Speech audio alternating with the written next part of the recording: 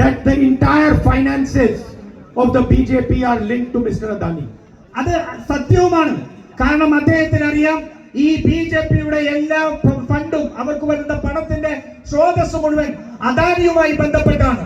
And if you go on the internet and you search, you will find that there is a case against Mr. Adani in the United States. നിങ്ങൾ ഈ വെബ്സൈറ്റിലേക്ക് പോയി ഗൂഗിളിൽ പോയിട്ട് നിങ്ങൾ ഒന്ന് search ചെയ്താൽ നിങ്ങൾക്ക് അറിയാൻ കഴിയും യുഎസിൽ അദാനിക്കെതിരായിട്ടുള്ള കേസുകൾ നിലനിൽക്കുന്നുണ്ട്.